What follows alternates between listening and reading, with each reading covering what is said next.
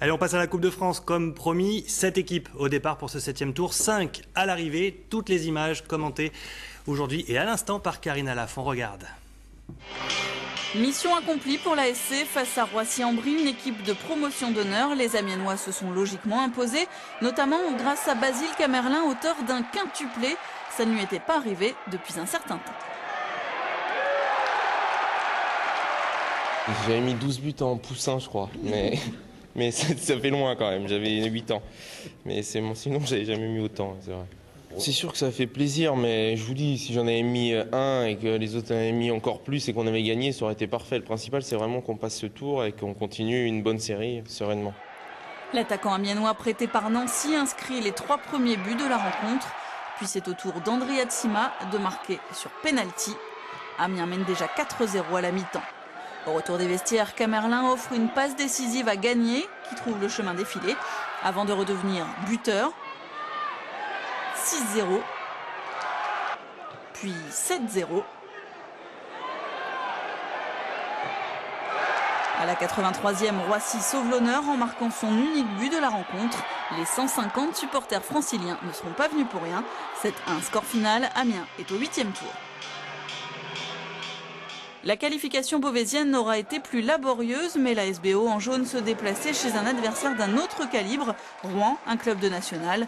La rencontre aura connu moult rebondissements, après avoir ouvert le score par Vauvy, puis mené 2-1 grâce à Jovial.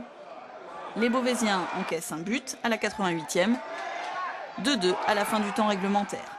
Et c'est Brice Jovial, auteur d'un triplé, qui fera la différence en inscrivant 2 buts en prolongation, 4-2, score final.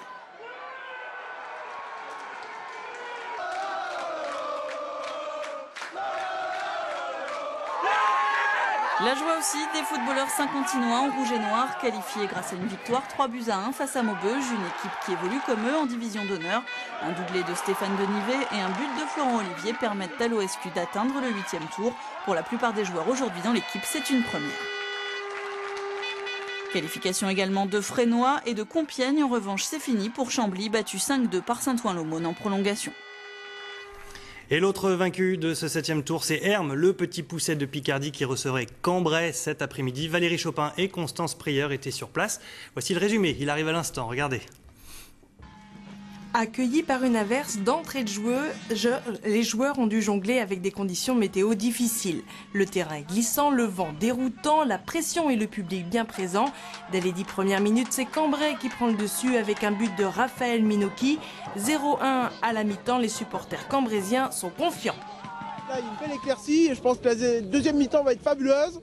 Et puis, que le meilleur gagne, hein, franchement. Hein. Non, que Cambrai gagne. Bon, Cambrai quand même favori. On s'en fout que le meilleur gagne, c'est que Cambrai gagne. Allez, Cambrai! À l'image de la météo qui s'éclaircit, les joueurs de Hermes sont plus présents, plus offensifs en deuxième période.